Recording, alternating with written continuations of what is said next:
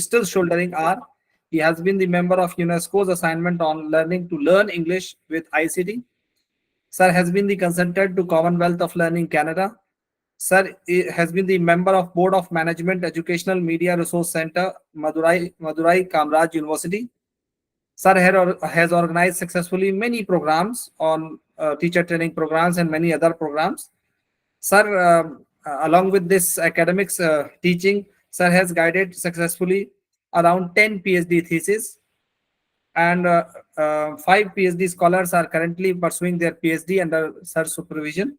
Sir has successfully guided 35 MPhil theses, and 10 MPhil scholars are currently pursuing their research under his supervision. Sir has published a good number of papers in very good journals of international and national repute. Sir has also completed many research projects. One of them is Digital Literacy and Techno-Pedagogical Practice of Higher Education, Teachers of Tamil Nadu, sponsored by ICSSR, Government of India. And there are many projects in which Sir has participated, which were granted by UGC.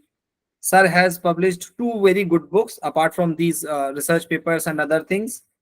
The names of the books are Reciprocal Teaching of Reading, EST Curriculum Design Principles and Practices. Many more things are there, but because of shortage of time, we are not including participant. There are many things in his CV. So I am just handing over the session to Professor Senthilnathan, sir. Sir will talk on, in first session, sir will talk on use of ICT in teaching learning. And in second session, again, the topic will remain same, but the link is different. Participants, please note that there will be a gap of 30 minutes in first session and second session. So therefore, there are 2 links. So first session will end at 5. Then the next session will be started at 5:30. Sir, the links are same. So same links have been shared twice? Yes, yes. Okay, no issue. So participants, because the topic was different. Okay. Mazhar has cleared that link is same. So after 30 minutes, you can join from the same link also. It will work. So thank you once again, sir, for giving us time from your busy schedule. We know that, sir, being a director, how many things are there, and you have to do many things, sir. Even then, you have given us time, sir. Thank you once again, and welcome. I welcome you in this Aligarh Muslim University, sir. Yeah. Thank you, Dr. Shakir. Thank you, all our friends at Aligarh Muslim University, MMTTC. Distinguished participants, a very pleasant evening to all of you once again. It's indeed a pleasure for me to interact with you all on this vital theme in the NEP orientation and sensitization program that is underway, that is information and communication technology in education.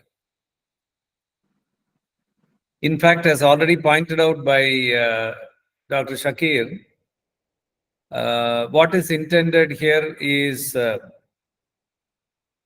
deeper insight and a practical know-how of technology integration into teaching and learning in terms of what, why, and how. That is the expected learning outcomes.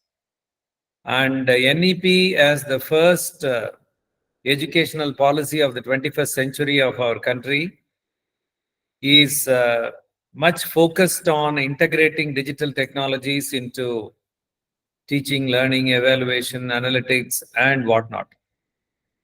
And we expect a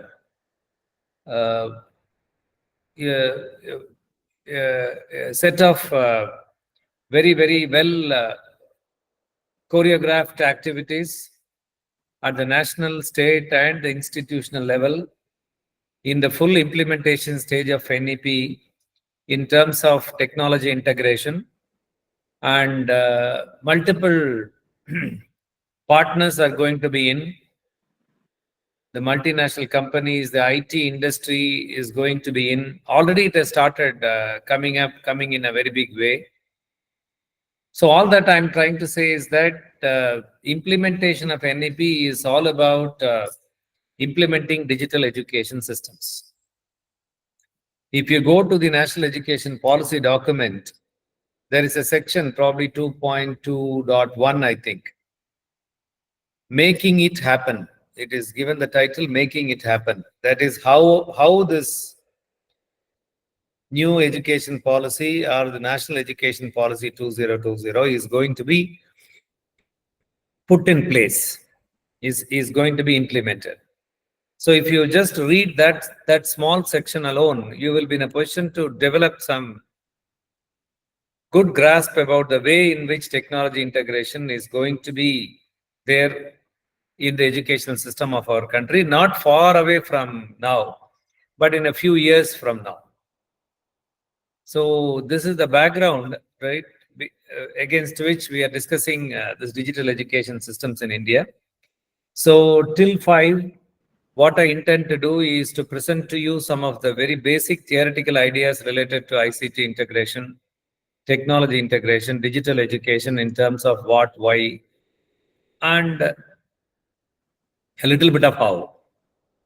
And the post tea break session, that is 5:30 to 7, I'm going to make it a little more demo mode, where we will see the different open educational resources for practicing digital education right in our classrooms. So these things may be of great use to you the day after tomorrow itself, right? It's not necessarily that NEP has to be implemented and then, the institutional policies have to be drawn, then the curriculum has to be redesigned, and only then technology integration happens. It's not that way. Whatever I am presenting to you today in these 2 sessions can be tried out by you tomorrow morning itself with your students. With the help of your mobile phones and a little bit of internet connectivity and data charges, you will be in a position to successfully try your hand, experiment or innovate with these technologies, provided you are getting the inputs on this open content, open educational resources. So it doesn't require an institutional investment. It doesn't require a government infrastructure creation. Okay. Now, what is required is a little change in the teachers' mindsets, so that you will use technologies in your classrooms, and you will enthuse the students with technology, and the students will extremely get benefited from the latest technologies readily available to us all around. If there is electricity, these technologies are available, but electricity is a must. Okay. And even there, with certain technologies, it is possible that you have your electricity, internet at home. You do all the preparation work, bring the laptop, bring the mobile phone here, and then give that learning experience, if otherwise would happen only with the internet connectivity, only with the data availability. So that all these things are there. So this is what I'm going to do, my dear friends. You're most welcome to unmute anytime and put a question or raise up a clarification, or give any add-on to that I'm talking, if you have tried your hand with any of these technologies or experiences at your institution, so that others, those who have not tried their hands, will also get to know. So just give me a moment. Let me share my screen, and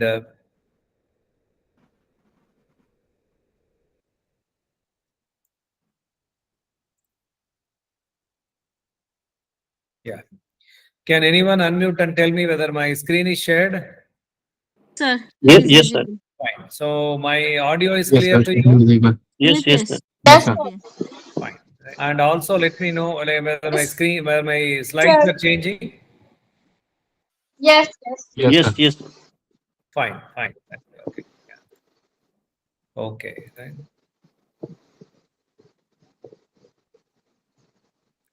So, dear participants, I hope all of you can see the title, 21st Century Education, ICT and OER Perspectives. That's how the first part I'm going to focus on, technology integration. When I say ICT, there are 2 ways in which you can interpret. One is information and communication technology in singular. The other one, information and communication technologies in plural. Both are right here. And you can use interchangeably these words, technologies in plural or technology in singular. It depends on the stand you take, that's all. you are at liberty to take your stand. If you look at it as a single unit, right, sir, all these technologies are meant for only one thing, that is communicating information. So I look at them as a single unit. So I would prefer to have a singular word. Yes, you can have. But you see, sir, information and communication technologies are very many there. There are audio technologies, video technologies, web technologies, mobile technologies, satellite technologies, right? Artificial intelligence, machine learning technologies, right? Plenty other they are there. So all these different technologies together only make up this ICT. So I would like to look at them as plurals. Yes, you're most welcome. Okay. But what is important here is, I'm sure all of you see a small asterisk mark. Am I right? Do you all see a small star symbol that goes with the topic? Can anyone unmute and tell me? Yes, Yes. yes, small star is there. What does it stand for? Any idea? See, whenever you see a small star symbol, some asterisk mark, you should be little careful, because somewhere in that document or that place, there is something catchy there. Anybody who can guess or you can find out what it stands for? So it stands for terms and conditions applied. Yeah, somewhere I have put something in a different font, in a different orientation, something like T and C apply. Terms and conditions apply here. You see, what terms and conditions apply? When we talk about online learning, multimedia-based learning, virtual education, okay, web-based learning, right? Education, e-learning through LMS, learning management systems, all in the context of a country like India.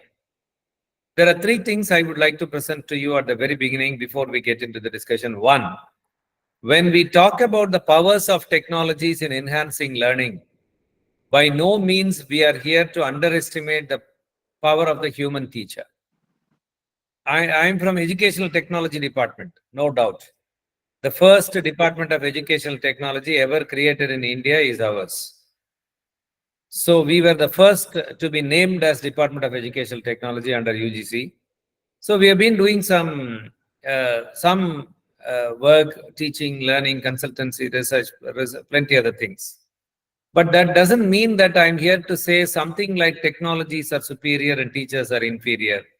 Technologies are more important and teachers are less important. No, that is not the point. Because the strong belief here is teachers have a very clear, a very decisive, and a very important role to play in the education system. First point.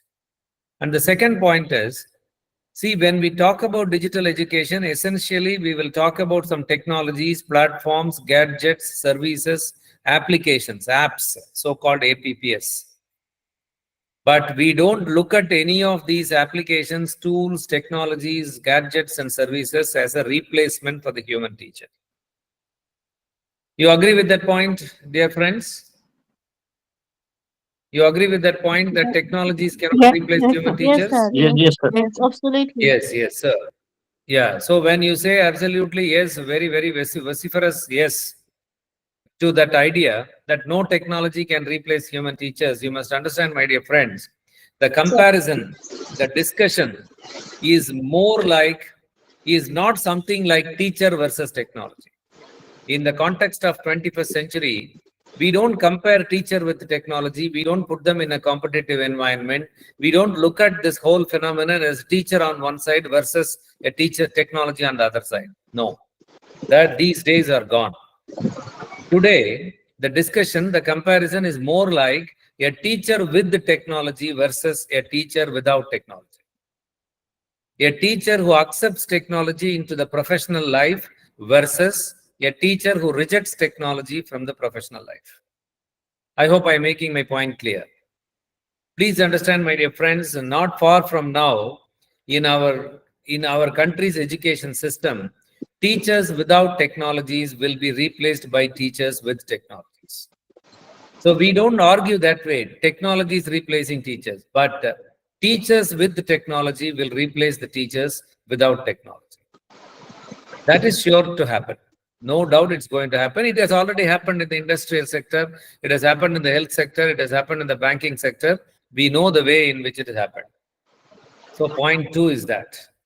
And the third point is, I am not here to present to you a rosy picture of all good things about technology and avoid talking about anything negative in the use of technology. I need not do that. Even if I attempt to do that, I'm sure you will understand, you will see through that.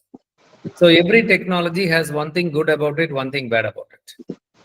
There are downsides to technologies. See, a matchbox can brighten up a room by lighting a candle or a lamp. And the same matchbox can burn down the whole building. We don't stop using a matchbox. We don't advise people to avoid using matchboxes. We tell people, hey, come on, this is matchbox. You have to be careful. That's all.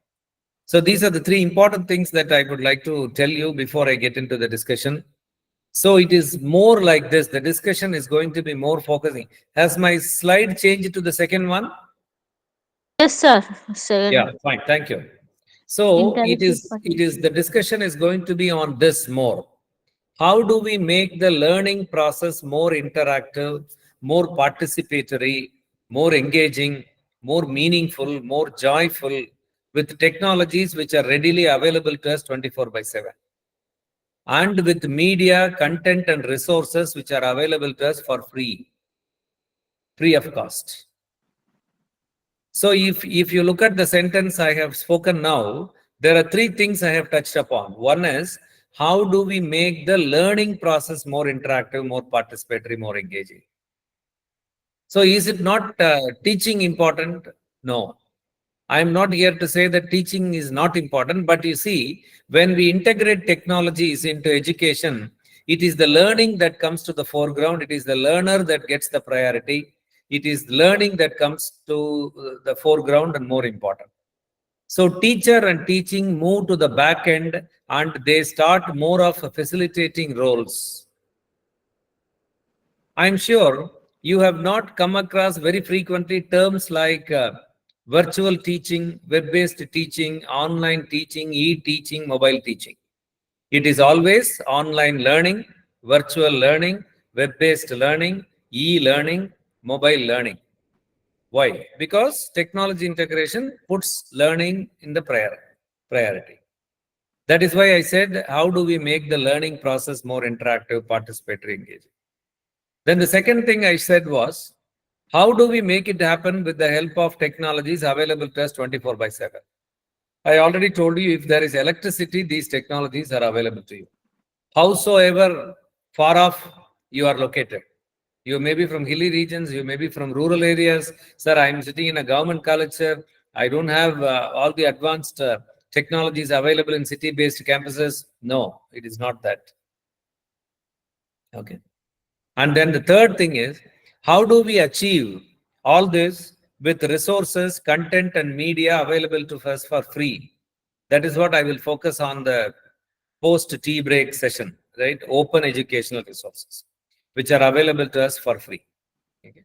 But my dear friends, I should tell you, these words, interactivity, participation, engagement, these are all very, very important, even in the context of classroom-based face-to-face education.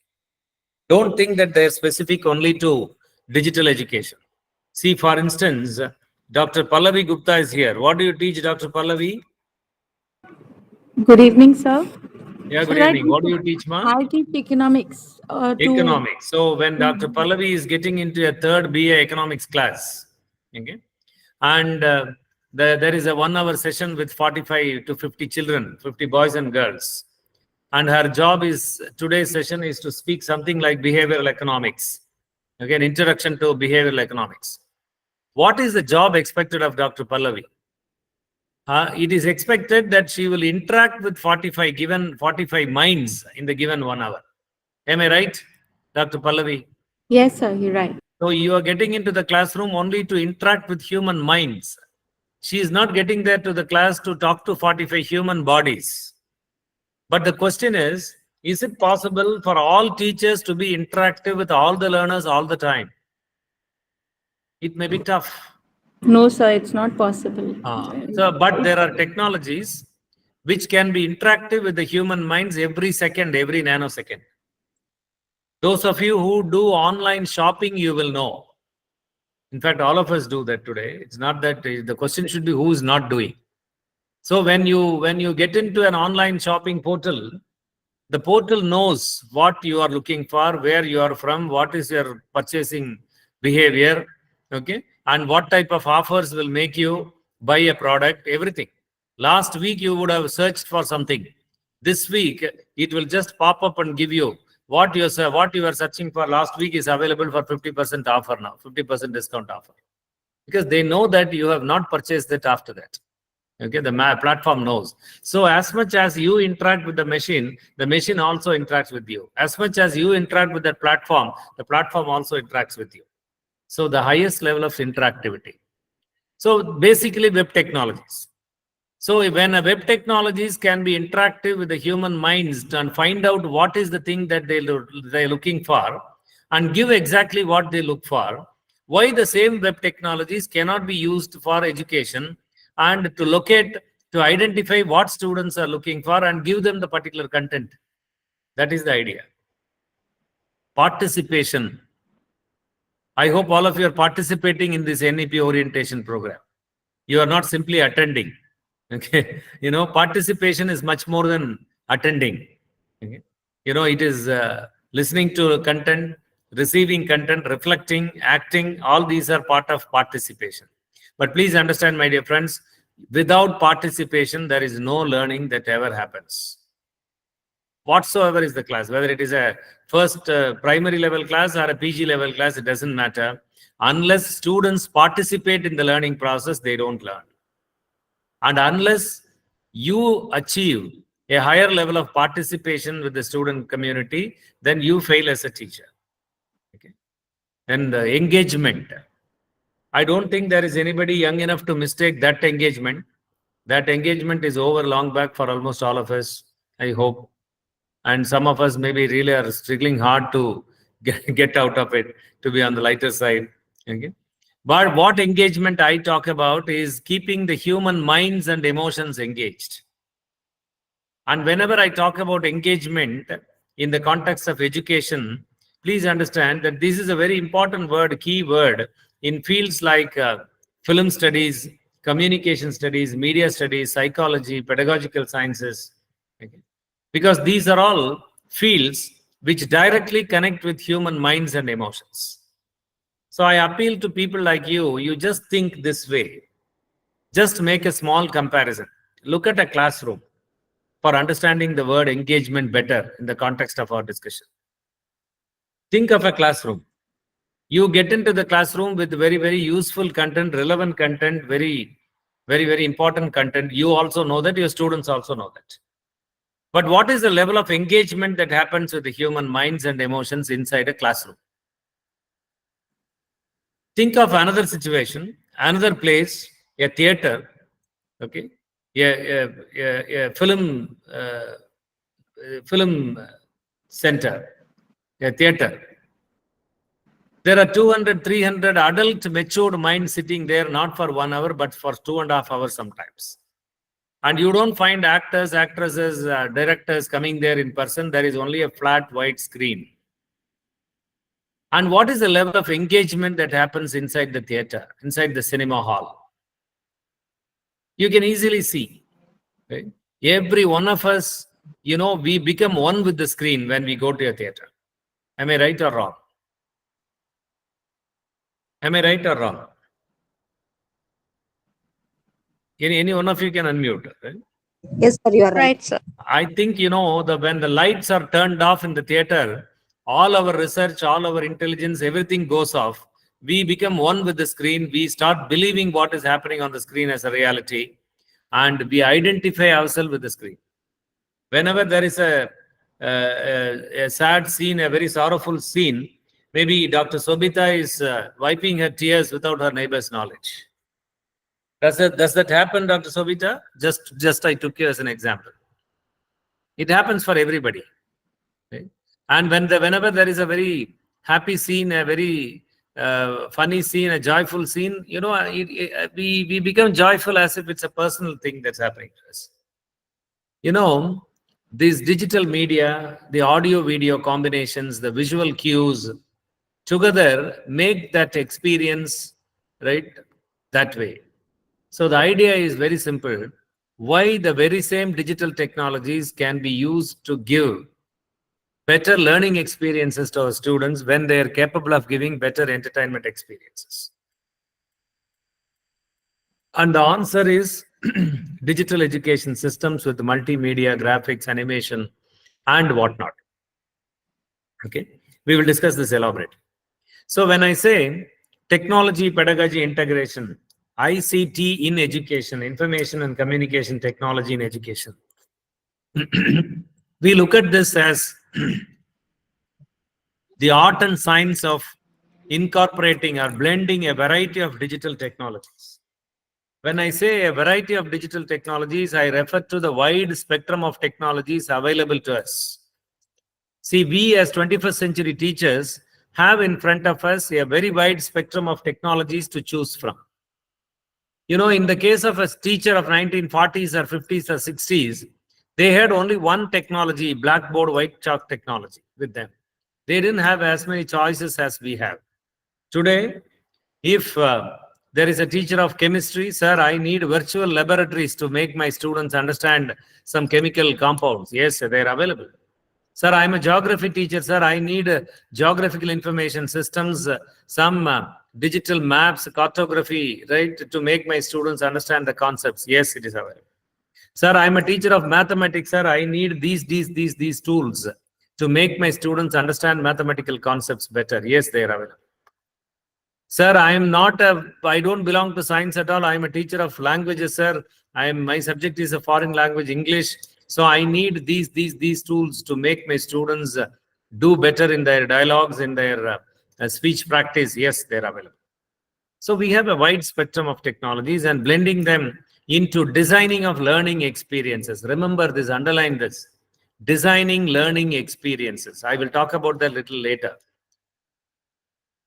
Designing learning experiences, that's very important. And you see that two broader objectives are enriching the learning process and ensuring better learning outcomes. I think I need not elaborate upon outcome-based education. Learning outcomes, all of us know, are very important. We are all in the era of OBE, outcome-based education, and all our efforts are put in only to ensure learning outcomes, the stated learning outcomes in our curriculum. But my question for you to reflect is, can we be focused only on learning outcomes and ignore the learning processes? No doubt ends are important, but are means not important here? Any one of you, please? Dr. Santosh Kumar is there. So what's your view, sir? Dr. Santosh Kumar is there? Sir, if I may interject. Yeah, my anyway, name is Mansi. any of you. Yeah. Sir, I think your point is so valid because the focus with OBE seems to be so much on outcome. We forget that we haven't fine-tuned the processes still to achieve the outcomes. Fine. That's great. Dr. Suma has made that point very clear. So you see, in education, we cannot be all the time focused on learning outcomes. We have to be focused equally on the means also. You see, I'm just giving a small example very quickly. Maybe there is a mathematics teacher giving a problem for solving. The students work out different steps. Maybe the steps are around 9 or 10 steps. The 10th step, the answer is given. 9 steps, excellently, the boy has done, the girl has done. In the 10th step, instead of multiplying, the boy or a girl has divided. So the answer has gone wrong. But we give some 60-70% marks for the steps because the steps indicate the proper learning that has happened. And you know, the wrong answer in the 10th step indicates the error, the mistake that has happened there, right? The wrong learning that has happened. Okay. So that's the way. And this is something general. I think I've already talked about 21st century models of education are very important, are emerging in a big way. And we interpret this 21st century with all these terms, which are self-explanatory. We call it as a computer age. Why? Because it's all computers everywhere. So there are around, I see somewhere around 61 participants here, right? Okay. So each one of you is sitting with a computer, right? Laptop or a desktop. If you are sitting with a desktop or a laptop, you're on your table, you have a mobile phone. That means you are sitting with two computers in front of you. The smartphone that you have with you is much more than a desktop PC or a laptop PC. It can outperform, right, in many ways. Why is it an information era? Very simple. This is a world literally flooded with information. 24/7, information is flowing into your lives. There are three dimensions to this information flow. One, unprecedented speed of information flow. Two, unprecedented volume of information flowing into your lives. And the third one, never in the past we had so many channels of information flow. Because of these three important dimensions, it's called an information era. And I'm not going deep into the talk knowledge age, because that is a talk of about 45 minutes, 1 hour itself. But I will direct your attention to one interesting document available online. You can search on Google sometime during the break. 21st century learning. Give this as a keyword, 21st century learning. And you search, and I'm sure you will get a lot of... Mrinal Datta, can you mute your mic, please? You will get a lot of literature on 21st century learning. PDFs, PPTs, videos, plenty things. Even if you will be alive till the end of 21st century, I don't think you can complete reading, watching that. There's such a lot of things have already been published. But you will find maybe 5th or 6th result, you will get one document. The document's title is 21st Century Learning. It is by a person by name Richard Riley, R-I-L-E-Y. It is famously called Riley Report. Lots and lots of discussion about education in the knowledge era, the role of knowledge workers, what is knowledge in the knowledge era, the dynamics of knowledge change, lots and lots of discussion. Very interesting. I request you to read, because you are a teacher in the knowledge era and you are creating knowledge workers. You yourself are a master knowledge worker. So you should have some deeper insights into all these things. I request you to read. And what is so digital when we say it is digital age, digital era? What is digital? I hope all of you see some pictures on the screen. Any one of you can unmute and say what is digital? What is digital? I hope you all see some pictures on the screen. Yes? Yeah. Yes, sir. We see some numbers. Yeah, it's all so not so many numbers. You will see only two numbers, zeros and ones. One. I think in the computer we are having the programs. Exactly. with The help of digital, numbers. exactly. The binary code. This is the language of communication, right, among all computing devices. You see, your smartphone, when there is a call, you swipe it towards green to accept a call, swipe it towards red to reject a call. It is all 1 and 0. 1 is acceptance, 0 is rejection. Okay. So this is all about digital, right, communication. And are there friends from English departments here? Anybody?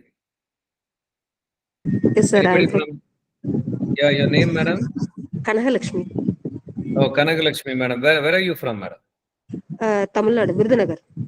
Okay, great. So Kanagalakshmi, madam, might not accept this theory that digital is all about zeros and ones. Even I will join hands with her, because I'm basically a language and literature person.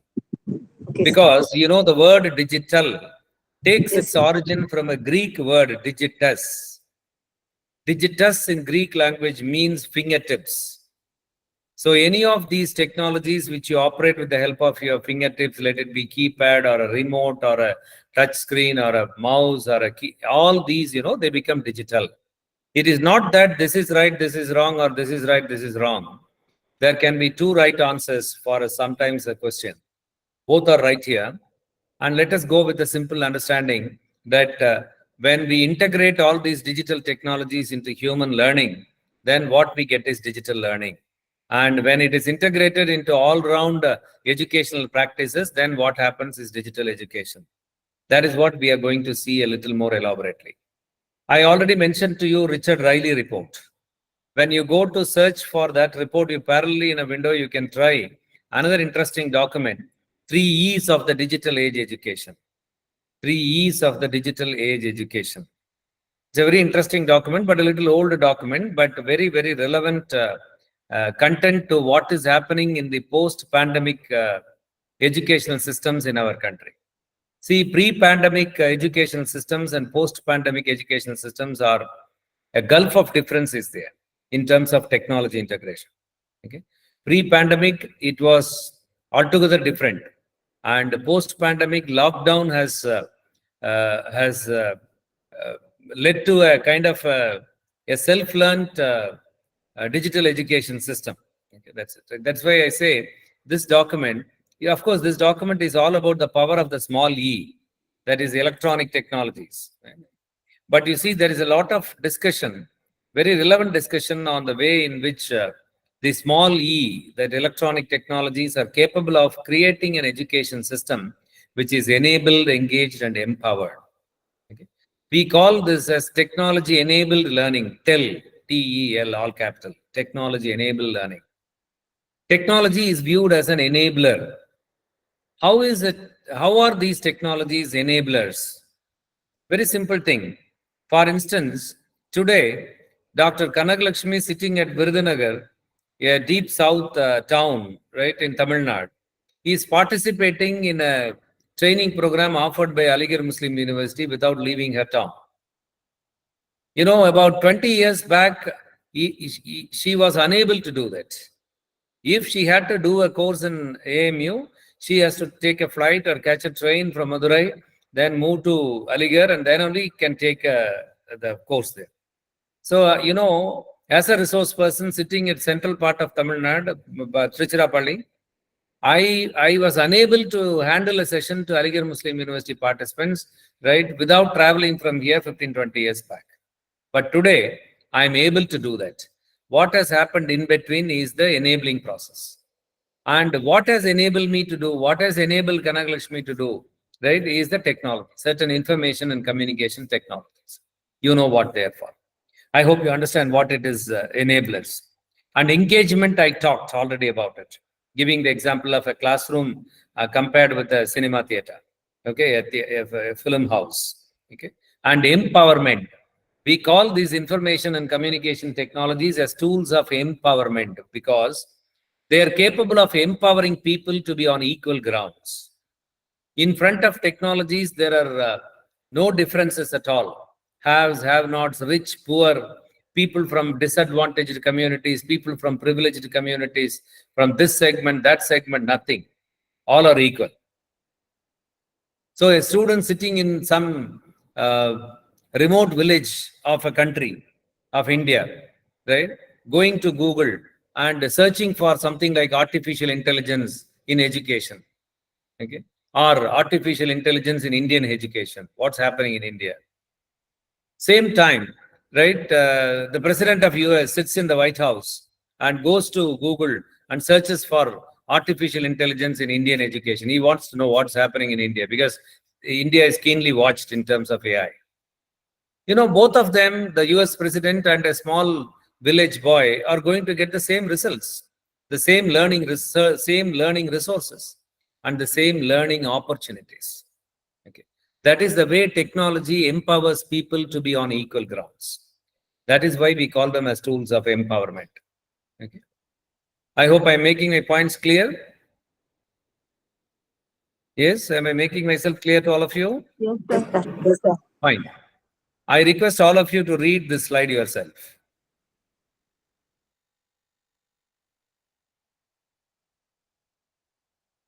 Sir, yes, sir. I request all of you to read this slide yourself quickly.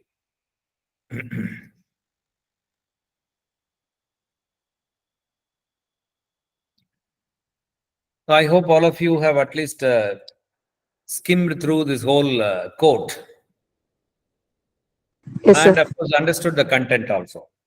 Meanwhile, before we discuss the content, any idea why I asked you to read this slide yourself?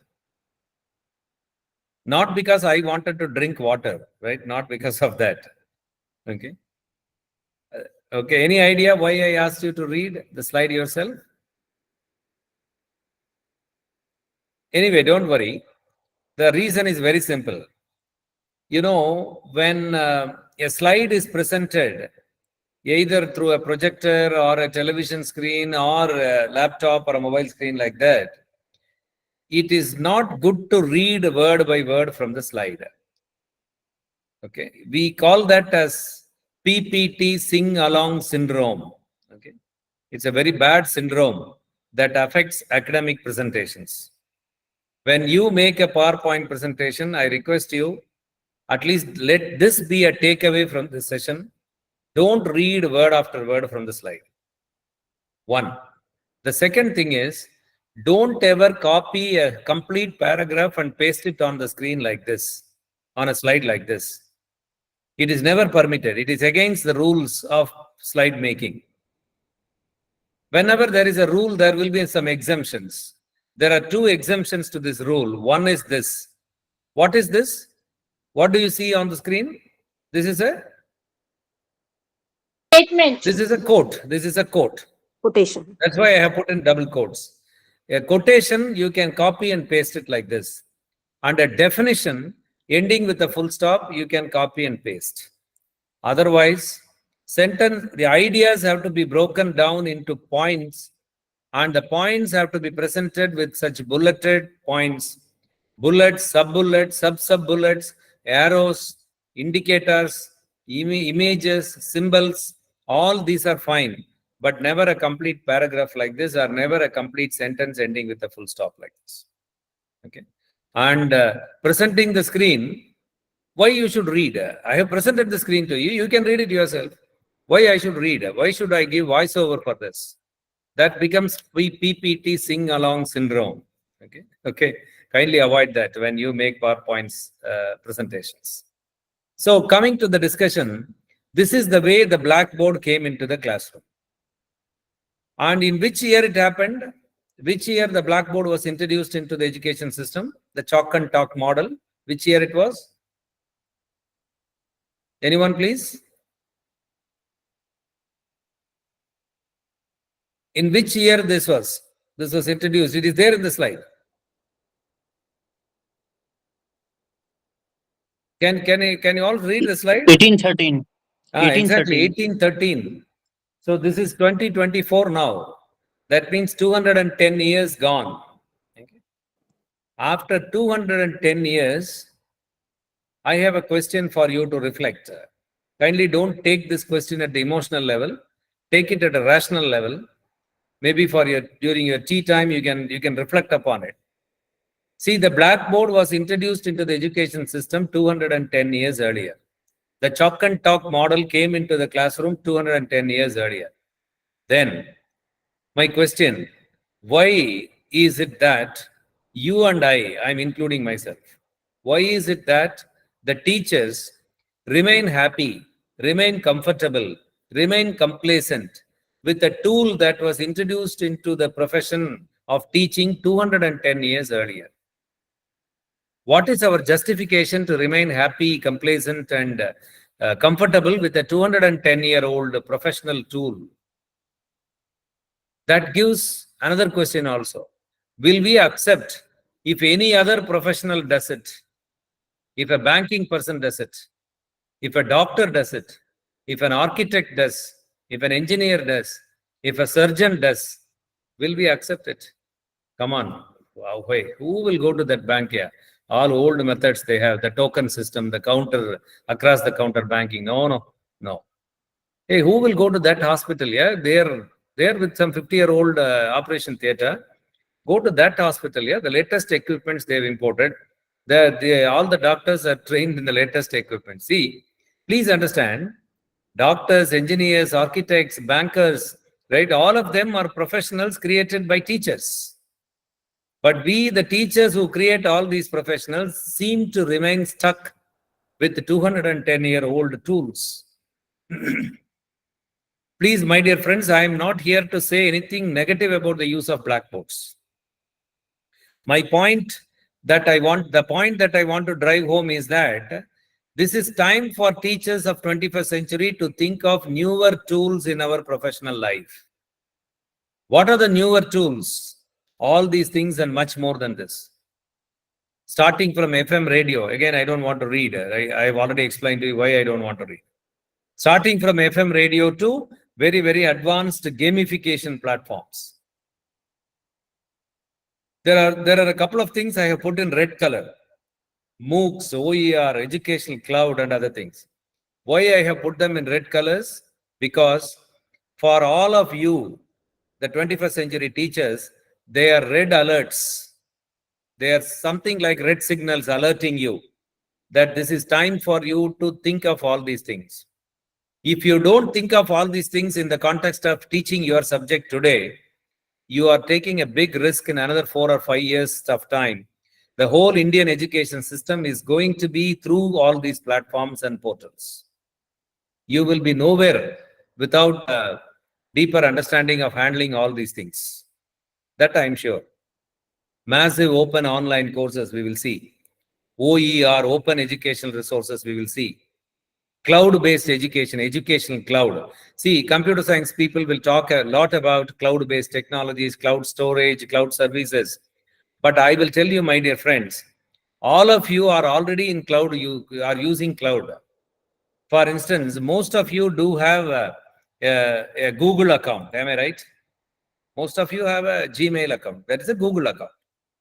So you are using Google Cloud, you are using Google Form, you are using Docs, Drive, you are using Gmail, right? And where are all these things available? They are all there in the Google Cloud.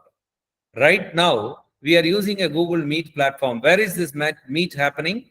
This is happening on a Google Cloud platform. Okay. So we are already into cloud usage, right? So let us take a very, very common sense approach, very layman's approach, very simple approach to cloud and other things. We are already using cloud. Okay. Please understand that you are already using cloud. Okay. So that is what I would like to highlight. It is nothing that we don't know, right? We are already into the use of all these things. Then the second generation web technologies, Web 1.0, 2.0, 3.0. See, if you can understand the difference between 2.0 and 3.0, it is good. Otherwise, it is very good. Kanagalakshmi might easily recall, there is, in Tamil, we have a saying, Therinja nalladu, theriyate romba nalladu. If you know, it is good. Otherwise, it is very good. Okay. See, what is required is a practical know-how. It is not the knowledge. Okay. You see, Web 1 was there. You never knew that you were using Web 1. And it changed to Web 2. You never knew that it changed to Web 2. You started using, you were using, it asked for an upgradation. You clicked download and install. You moved to the next levels. Some 2 or 3 months, once WhatsApp tells you that, in next 3 days, you have to upgrade this version. This is an old version. Right? You are moving to the next level, right? So without you being aware of it, that's all. Very simple. What is required is your ability to use WhatsApp. It is not theoretical knowledge about WhatsApp. Please understand. Mobile applications for learning, AI, VR, AR tools, artificial intelligence, virtual reality, augmented reality, right? So, of course, there are 2 more terms we use: machine learning, IoT, Internet of Things. And all these technologies together are called immersive technologies. Immersive. Okay. And when immersive technologies are integrated into education, ultimately what a student will get is an intelligent learning environment. I will explain that very briefly. What it is to be in an intelligent learning environment. I will just compare 2 learning environments. Right? Let us take, for example, a face-to-face classroom. We have Dr. Deepthi, Dr. Kanchan, Dr. Mahi Gupta, Kanagalakshmi, Anasuya. Okay? Let us say these 5 people: Deepthi, Kanchan, Mahi, Kanagalakshmi, and Anasuya. All these 5 people are there sitting in a particular class. Okay. Let us take, for example, a 9th standard class. Okay. So Kanagalakshmi, Deepthi, Kanchan, Mahi, and Anasuya, you can be happy going back to your 9th standard. Okay. And let us say this is a face-to-face model of education. All of them are in a particular class, 9th standard A section. Now from 4:30 to 5:30, this is a mathematics class. What they will get? A human teacher coming to the class with a chalk piece and a duster. Mathematics teachers always walk with chalk piece and duster. Even at home, they start talking only with the chalk piece in their hand, just to be on the lighter side. Okay. So they will have a human teacher coming to the class and talking to them about a particular concept in mathematics, maybe algebra or something like that. And you know what learning experiences they will get? Deepthi, Kanchan, Mahi, Kanagalakshmi, and Anasuya, all of them will get the same lesson, same explanation, same example, and same problem for explaining the solution. Am I right? Am I right, Dr. Deepthi? Are you there? Yes, sir. Yes. Then, if all of you, all the 5 of them will get the same lesson, same example, same explanation, same exercise, are all these 5 people the same? Deepthi, Kanchan, Mahi, Kanagalakshmi, and Anasuya. Are they the same? No.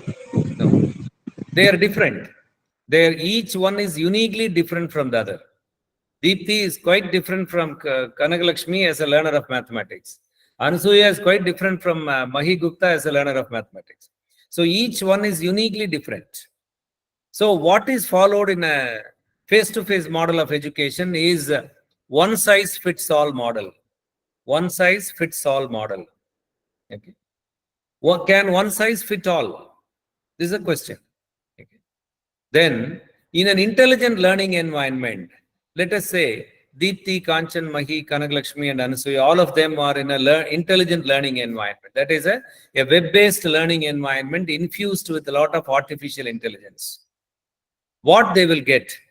Each one will get a different lesson, different example, different exercise, and this difference will be linked with their individual differences as learners.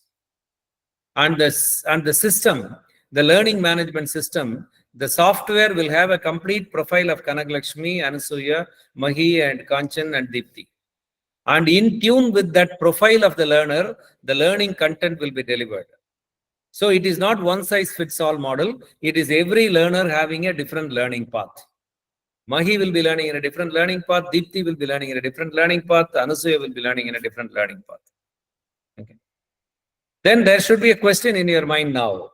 Sir, if artificial intelligence will take care of all these things, what we will do with our natural intelligence? That is where our role as a teacher is getting redefined. I was earlier telling you one important word, underline that, we will discuss later. Designing learning experiences. See, Deepthi is traveling in a different learning path. Kanchan is traveling in a different learning path, right? Kanagalakshmi travels in a different learning path. Anasuya will travel in a different learning path. So there are 5 people, 5 different learning pathways are required. Who will create these learning pathways? That is what a teacher will do. That is what is designing learning. So today, learning by design is a concept. Teachers emerging as learning designers is being discussed. Okay. So our job will be that of designing learning rather than teaching every word in our syllabus. No. Right. So please understand that. Right? Okay. So now, gamification, game-based learning. I'm not going deep into it. You can go to a platform. GAMEBASEDLEARNING, gamebasedlearning.org. You will know a lot about game-based learning. You can also see some tips how your subject, how some concepts in your subject can be taught through games, and how do you design games. All these things you will get. I request you to read. So now, we will just briefly discuss. Am I to stop at 5 o'clock or 5:15? 5 o'clock, am I right? Can Yes, anyone, am I to I have to stop by 5 o'clock, am I right? Yes. Okay. Yeah. So we will just briefly discuss the new media and its impact on the educational system. By the way, when I use the word new media in the discussions context, I refer to WWW. What does WWW stand for? Anyone please quickly? WWW stands for World Wide Web. World World Wide Web. Wide Web. That is excellent. And I request all of you to look at www in some other way also, like whatever, whenever, wherever also. See, www can exactly give you whatever you want, whenever you want, and wherever you want, especially with the internet connectivity available on the go on our mobile devices. Okay, so that's why I was telling you that like that. So anyway, this www has impacted all the 4 pillars of the education system, the 4 M's: materials, methods, media, and men. And the distinguished women participants, kindly don't mistake. There is no gender bias in my language. When I say men with a capital M, I include women also. Kanakalakshmi madam, as a teacher of English, will know. When we say capital M, man is mortal, it Man is includes mortal. women also. Okay, that's how it is. It speaks of the whole human species. Okay. So materials. See, you find, I will tell you, I will not explain this much, but I'll just tell you small comparisons you can make and get to know. Take the case of the materials. Go back to your 6th or 7th or 8th standard. What types of learning materials you were using? And what types of learning materials our students, 6th, 7th, 8th boys and girls are using today? Okay. You will find a lot of technology integration, media integration into the materials, learning resources that are available today. Methods. See, when we talk about methods, there are 2 sides to the coin. One is methods of learning, the other one methods of teaching.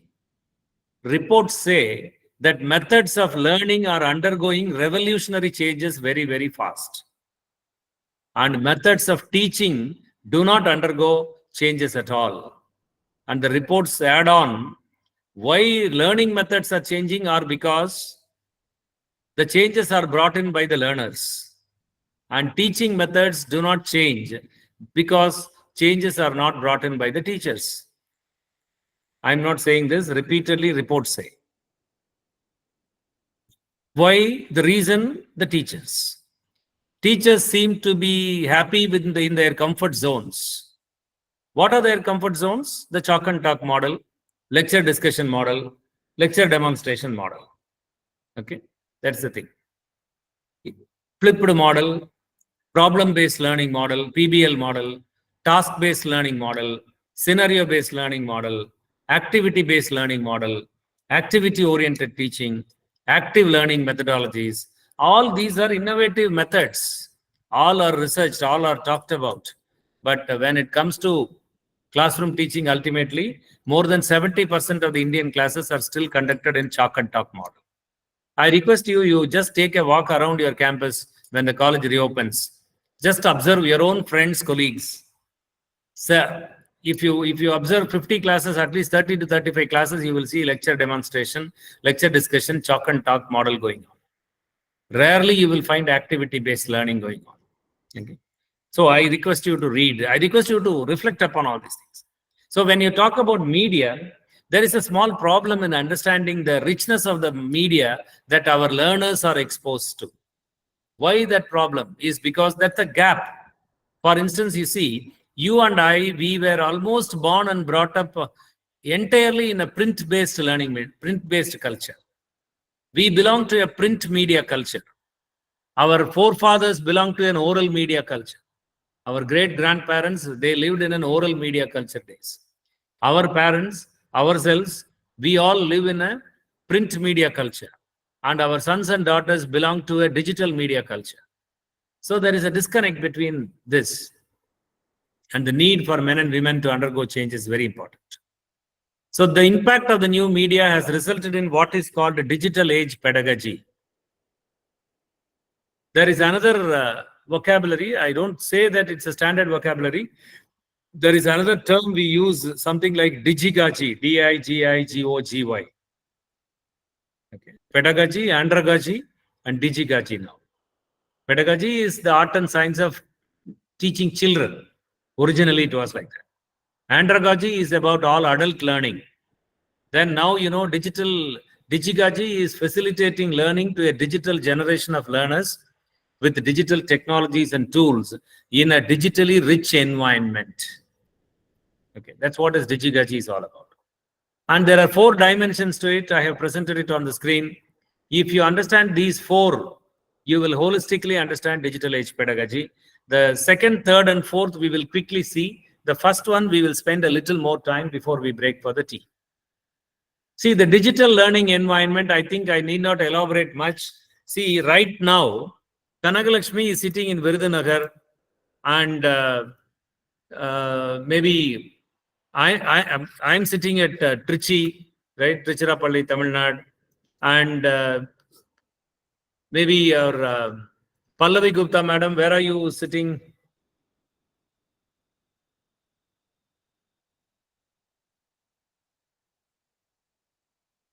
Or some of you are sitting in Aligarh, some of you are not sitting in Aligarh, some of you are somewhere else. Okay, so we are all separated by huge distances. Am I making my point clear? But there is an environment that connects all of us. There is an environment in which we are all connected. And that environment is a digital environment. Why? Because it is facilitated by Google.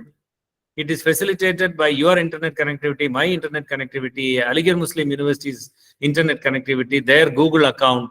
All these digital technologies together have created this environment wherein we are all connected, even though we are separated by huge distances.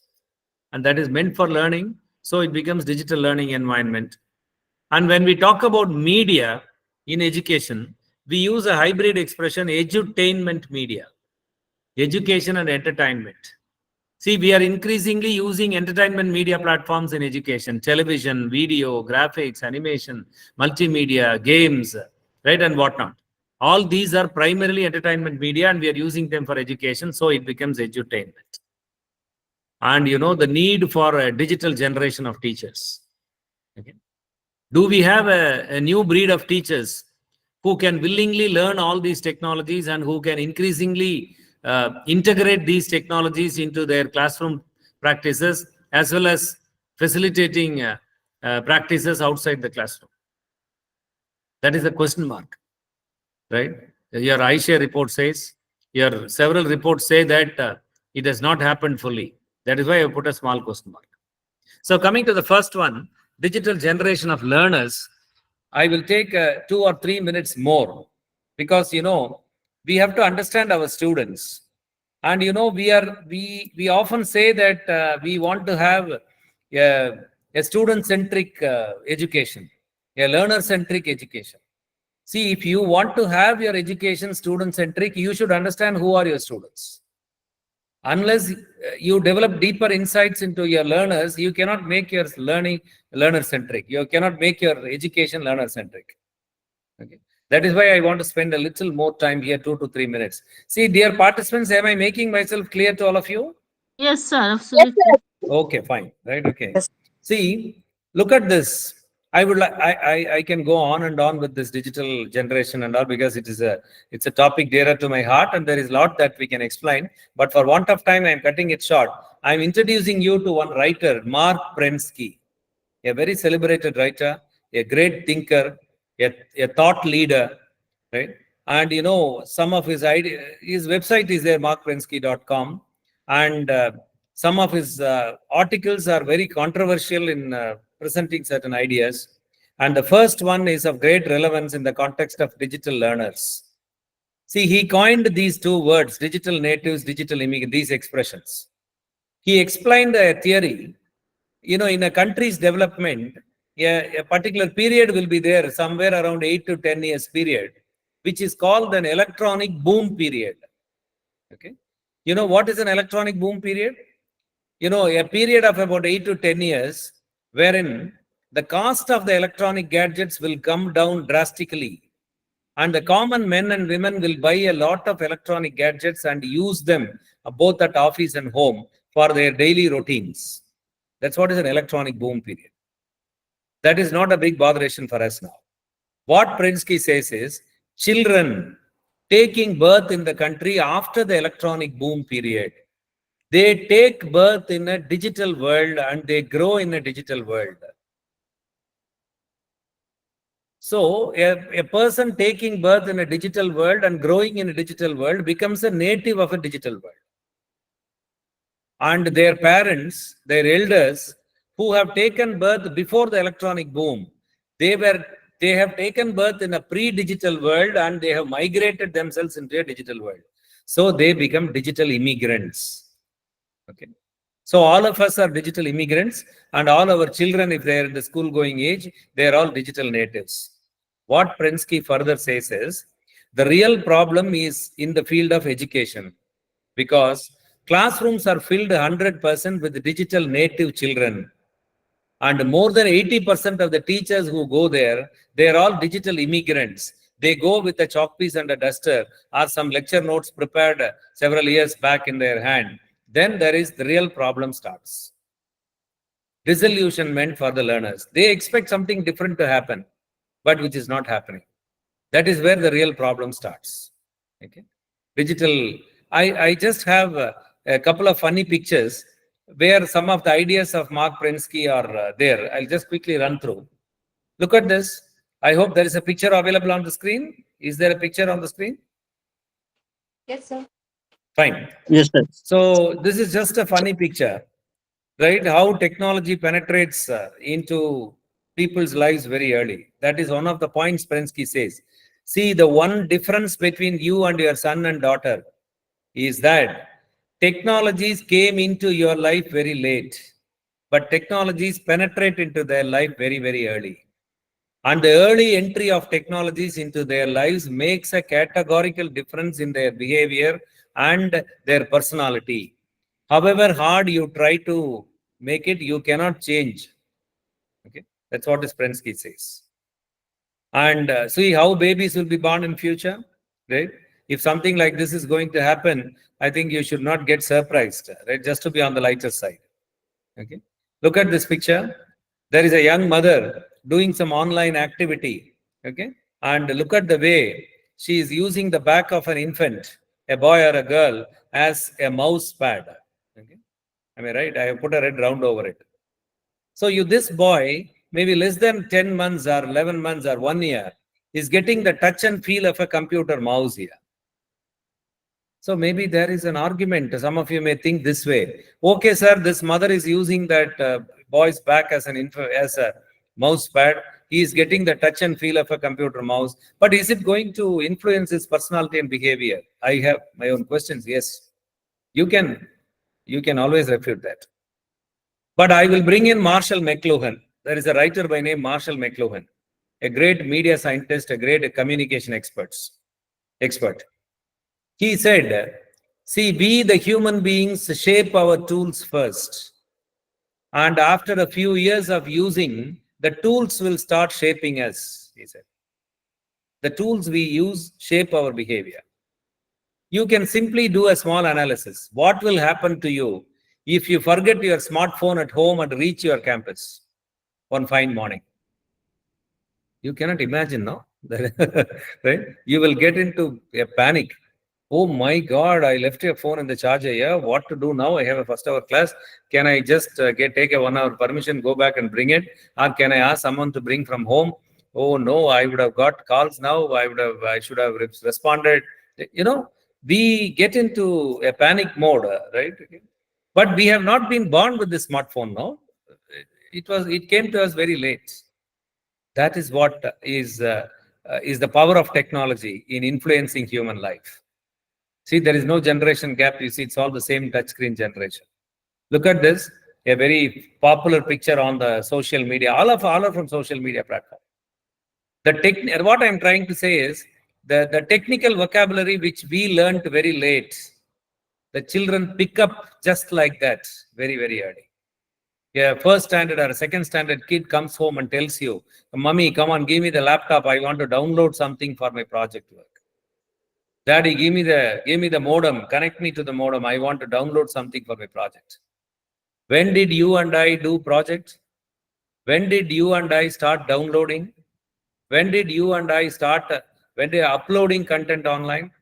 But our children are downloading, doing the projects, uploading the finished project online to the school portal. Okay, that's how it is. Okay, so that is what I'm trying to say here.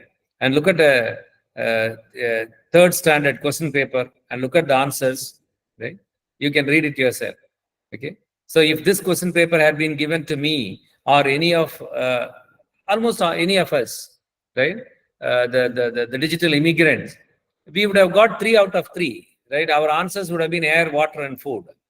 But look at the answers here, okay? 3 essential elements of human survival. If this boy or a girl comes to our class, this is what will happen. Madam, you write and go, madam, on the board. Don't worry about making notes. We have our own methods. Sir, boys are always make notes, make notes. Don't bother, sir. We will make notes, sir. Because they have some digital storage, you know. That's it, right? Okay. So just to be on the lighter side, I was showing these pictures. But beyond the laughter, I was trying to communicate one thing to you, that the generation is getting more and more digital every day. And if you want to make yourself a relevant teacher to that digital learning community, I think these are must reads for you. Any teacher of the digital, whether you teach botany or zoology or chemistry, sociology, economics, commerce, English, Tamil, or any other language, it doesn't matter. If you are a teacher in the 21st century right now, you must read these people in addition to all your research literature, your subject-based books, so that you will understand whom you are addressing, so that you will make yourself relevant to them. Again, I'm using the word relevant. Please understand. It is a question of making ourselves relevant to the context, relevant to the target group. That's it. Jukes and Anita, understanding DKs, digital kids. Born digital, right? Palfrey and Gazer, understanding the first generation of digital. Why you should understand? Maybe you are on vacation now. When the college reopens, you will go happily to the class day 1. And you can forget anything that I am talking now. But you should remember one thing, that the 40 or 50 boys and girls sitting in front of you, they all belong to the first generation of digital natives. Is there any boy or any girl born before 1985-86 in India sitting in your class? No. You are always going to have boys and girls born after this electronic boom that happened somewhere in 82 to 89 or 90 in India. Okay, that's how it is. And you are always going to get newer born children coming to the class. X, Y, Z. There are 3 generations. X generation, Y generation, Z generation. You and I belong to X category. The UG, PG boys sitting today in our classes are all the Y generation.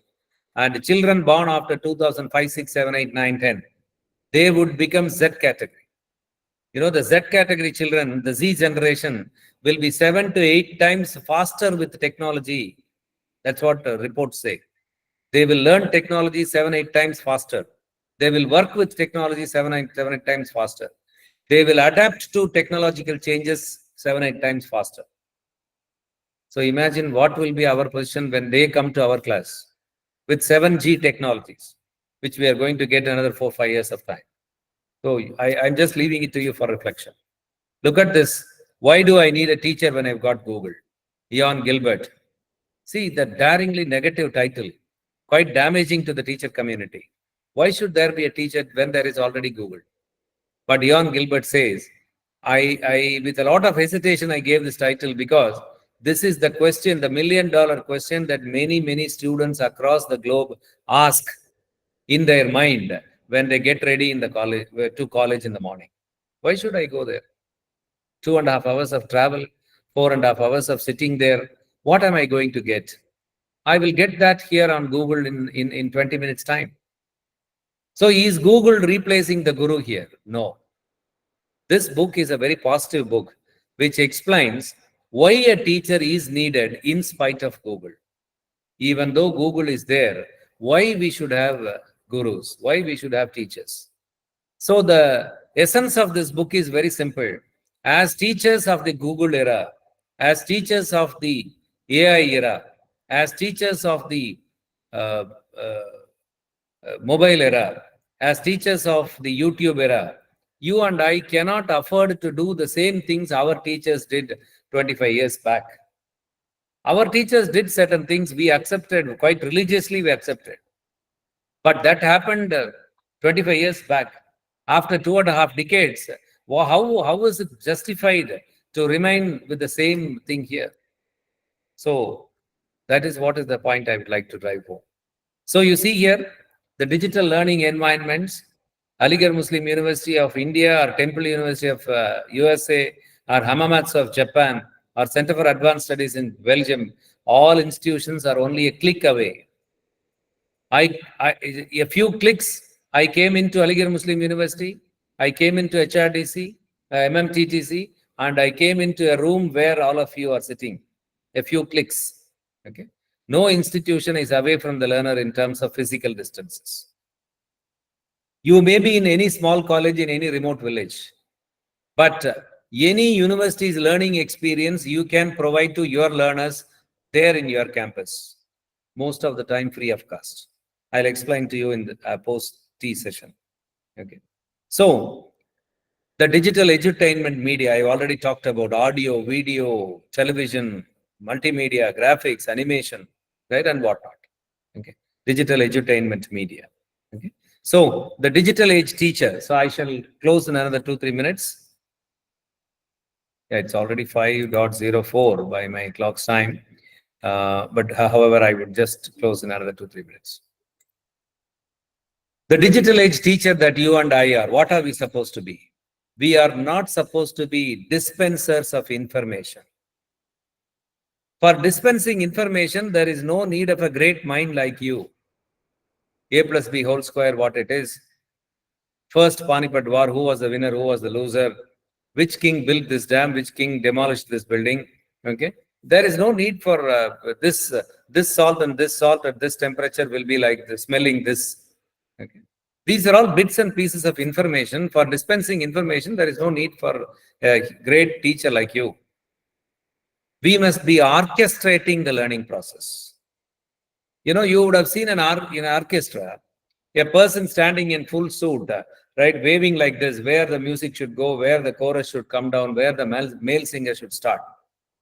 That is what we should be doing as 21st century teachers. And we should help our students convert information into knowledge. Okay. So a higher order activity, we should do that. That's what I would like to say. So dear participants, I'm just stopping here. We will meet at, it is 5:06 now. So 5:35, we will meet again.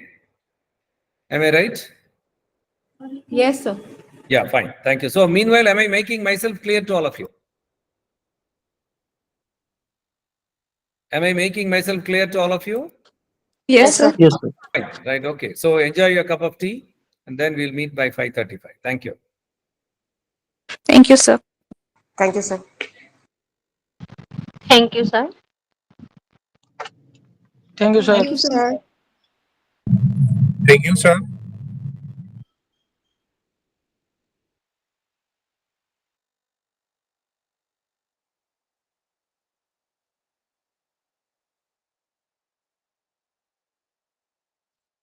Thank you, sir.